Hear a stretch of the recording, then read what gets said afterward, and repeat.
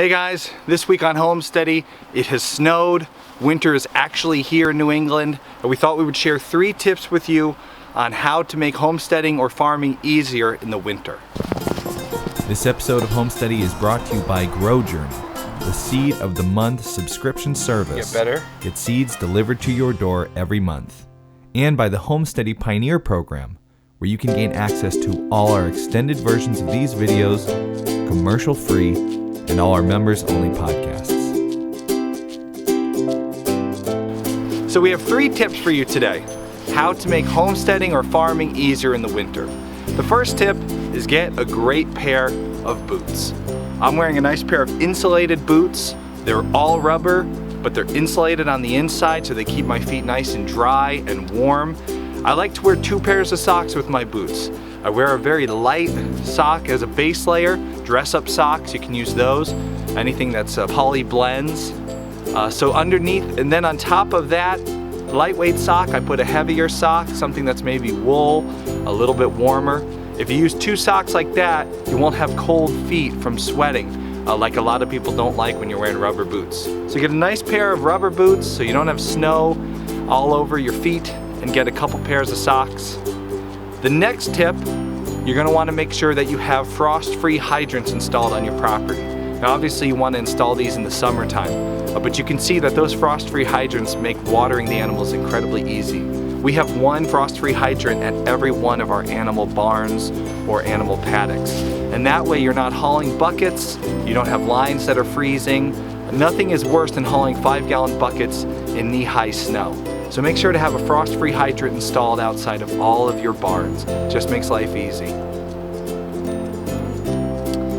The final tip that we have for you is to get yourself some buckets that have built-in heaters. Now you can get drop-down-in heaters, but a lot of times these will not work right for the size of buckets that you have. You can use those, they're okay, but I prefer to get the big plastic buckets that have the heaters built in.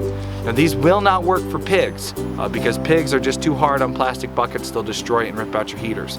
But for all the other barn animals, you'll notice that they work just fine. We go in, we have a really big plastic bucket. It has a plug that you plug directly into. That way you know the heater is the right size for the bucket. It's all built in.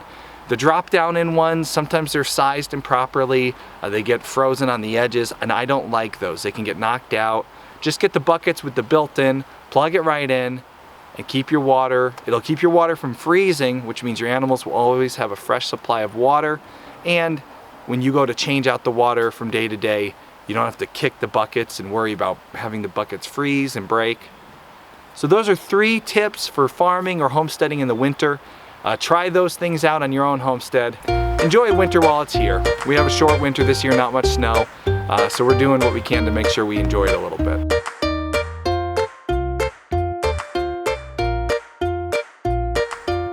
If you enjoy our weekly videos and would like to see commercial-free versions uninterrupted, on demand, become a Homesteady Pioneer.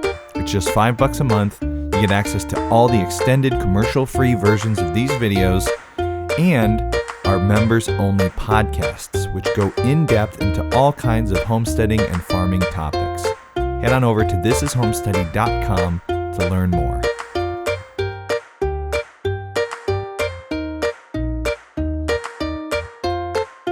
All right, guys.